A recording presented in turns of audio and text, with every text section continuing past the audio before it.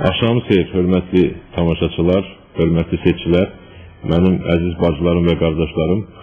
Bugün mən də qərara gəldim ki, məhdud imkanlarımızdan biraz pul xərcləyib, ödənişli bir vaxt alaq, bəlkə 4 dəqiqə yox, 8 dəqiqə sizlə rahat söhbət edə bilək. Bir aya yaxındır ki, siz televiziyada bu çıxışları izləyirsiniz. Artıq yüzlərlə namizəd sizin qarşınızdan keçibdir.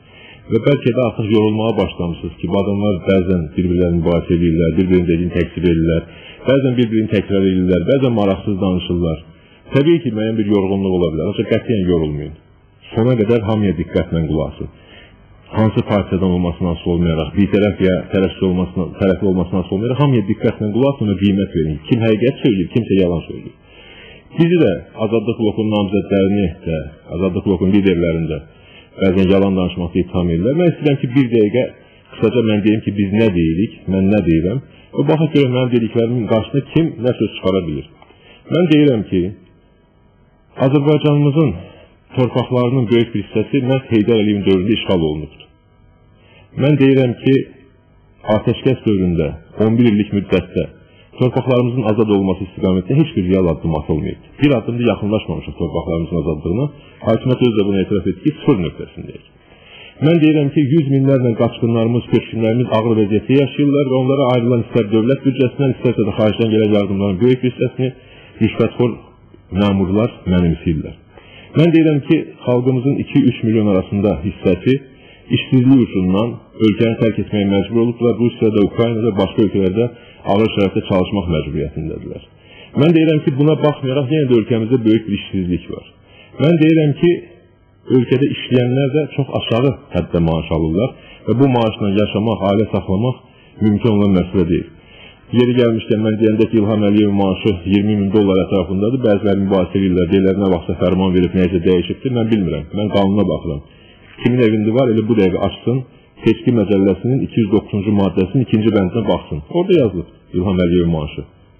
Əgər bu maaşı ona çox görünürsə, mən hesab edirəm ki, hər halda müəllim 20-30 dollar maaş aldığı bir vaxtda dövlət başdan 20 min dollar maaş alma ixtiyarı yoxdur. Çox görünürsə seçki məcəlləsini dəyişdirsinlər, normal bir hala gətirsinlər. Biz də inanaq ki, oradan da bu adam öz maaşının çox olduğunu dərk edib, bunun fərqindədir. Mən deyirəm ki, ölkədə rüşvətxorluq baş alıb gedir, korrupsiya baş alıb gedir. Mən deyirəm ki, ölkədə dərəbəylik, qanunsuzluq baş alıb gedir. Mən deyirəm ki, bu ölkənin parlamenti müstəqil bir hakimiyyət qolu kimi fəaliyyət göstərmir. Prezident aparatından gələn qanunların təsdiqi üçün notarial kontor kimi çalışır. Bu müstəqilini itirmiş bir qurumdur.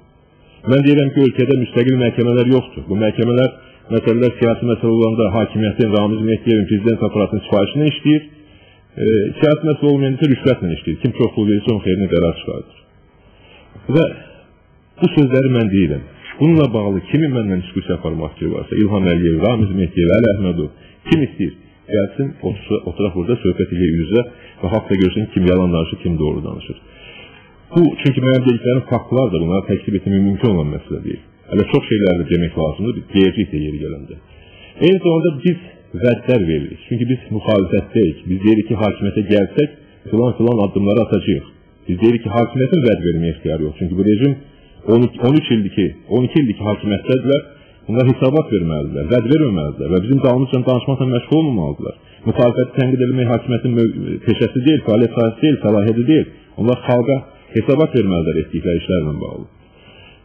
Və buna görə də mən hesab edirəm ki, bizim vədlərimiz diqqət mərkəzində olmalıdır. Bunu da sınamağa sizin imkanınız olacaq. Bizə inanmaq, inanmamaq sizin işinizdir. Hörmətli seçici, əziz bacım, əziz qardaşım. Siz qiymət verməlisiniz ki, mən bu sözləri verirəm, başqa namizədlər bu sözləri verir. Biz bunu həyata keçirə bilərik, yoxsa yox. Mən sizə deyirəm ki, biz hakimiyyətə gələndə Azərbaycan neft gəlirlərindən hər bir ailəyə ildə 1 milyon manat pul ayıracağıq. Bunu biz edəcəyik. Buna heç kimin şübhəsi olmasın. Mən deyirəm ki, biz hakimiyyətə gələndə maaşları yüksəldəcəyik, həkimlər, müəllimlər, polislər, ordu zabitləri, digər büdcə təşkilatlarında çalışan vətəndaşlarımız, qardaşlarımız, bacılarımız ayda aşağısı 400-500 dollar qədər maaşlarını artıracağıq. Mən deyirəm ki, pensionerlərin, təqaüdlərini ayda 100 dollara qədər artıracağıq. Mən deyirəm ki, tələbələrin təqaüdlərini artıracağıq. Mən deyirəm ki, biz hakimiyyətə gələndə pullu təhsil məsələdə təhsil olan övladlarının problemlərini həll etmək üçün ailələrə yaxud həmin tələbələrin üzərinə dövlət səviyyəsində kreditlər ayrılacaq ki, həmin ailələr o pulu ödəyə bilsinlər, uşaqlar təhsil ola bilsinlər. Və bir çox başqa məsələlər biz vəd edirik və biz əminik ki, Biz bunun yolunu bilirik, hakimiyyətə gələndə bunu edəcəyik. Bir məsələ toxunmaq istəyirəm bu qısa vaxtdan istifadə edib. Bilirsiniz ki, ayın 17-sində saat 16-da Rəsul Quliyev Azərbaycana dönür, vətənə dönür. Hakimiyyət çaşqınlıq içindədir. Hərəsi bir söz deyir. Biri qalxır deyir ki, Rəsul Quliyevin gəlməsi ancaq ADP-nin qərarıdır, başqa partilərə aidiyyəti yoxdur.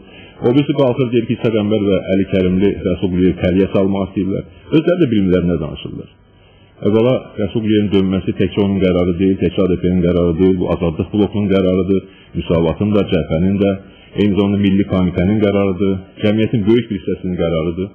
Və bu qərar da Rəsul Quliyevin qərarı ilə tamamlanıb, inşallah ayın 17-sində gerçəkləşəcək. Buna görə də mən bütün müsavatçıları da, ölkədə demokratik dəyişikliklər istəyənləri də ayın 17-sində Rəsul Quliyevin dinc qarşılama mərasimində iştirak etməyə çağırdı. Heç bir provokasiya, təxribata getmədən, hakimiyyətin təxribatlarına baş qoşmadan sakit bir şəkildə qarşılama mərasimində iştirak etməyə çağırdı. Hesab edirəm ki, Rəsul Quliyevin dönməsi ilə ölkədə demokratik proseslər xeyli sürətlənəcək. Mən bugünkü fürsətdən istifadə edib yaxşı qardaşlarıma, bacılarıma da birinci kəlmə söz demək istəyirəm. Hazırda namizədlərin sırasında səhv eləmirəmsə 525 yaxşı deputatlara namizəd var. Və təxminən bu ayın axırına 25 oktyabra doğru İlham Əliyevlə Ramiz Mehdiyev bu 525 yaxşı namizədi 75 namizədə çevirmək əməliyyatını həyata keçirəcəklər. Təxminən 450 yaxşı namizəd sıradan çıxarılacaq. Onlara təzyiqlər ediləcək, hədə qorxu gəlinəcək, deyiləcək ki, siz bizim hesabımıza vəzifə almışsınız, bizim hesabımıza varlanmışsınız, sərvət toplamışsınız, bütün bu sərvətləri itirə bilərsiniz və buna görə də bizim sözümüzə tabi olub namizəddən çəkilməlisiniz. Ona görə də mən həmin yaxşı qardaşlarıma və bacılarıma qarşılayıb deyirəm ki, ya indidən yüz usulu, Azadlıq blokunun namizədlərinin xeyrinə, vətənin həqiqi oğlanlarının, qızlarının, övladlarının xeyrinə namizədinizi geri götürün, şərəf yardım ki, vəziyyət aydınlaşsın. Ya da bunu edə bilməyəcəksinizsə, bilin ki, siz sonradan Ramiz Mehdiyevin hədə qorxusu ilə namizəddən çəkilsəniz, bütün xalq biləcək ki, bu nə oyundur, oyun nə cür baş verir, necə baş verir. Xahiş edirəm ki, indidən fikirləşmə məsələdə qərarınızı verin. Fürsətdən istifadə edib, bugün nəhayət öz namizədliyim, rəsulluğum dairənin seçkilərinə də salamlarımı, hörmətlərimi bir daha çatdırmaq istəyirəm. Mən Nərman rayonunun 20-ci dairəsinin namizədəm. Artıq görüşlərə başlamışam və növbəti görüşümdə bu bazar günü saat 6-nın yarısında olacaq. Atatürk prospekti 37 sayılı bina və 37A sayılı binanın həyətində tanımayanlar oraya yaxınlaşmaq istəyənlər Solmaz Şahlıq evini araşdıra bilərlər. Orada görüş geçirəcək. Mən sizin hamınızı 20-ci dairənin seçkilərini həmin görüşə dəvət edirəm ki, görüşək, bir daha dərdlərimizi bir yerdə danışa bilək, məsləhətləşə bilək. Mən bütün ölkənin mənafeyini təmsil etməyə hazırlaşdığım kimi dairə seçkilərində maraqlarını təmsil edəcəyim. Tanrı sizləri qorusun, Tanrı Azərbaycanımızı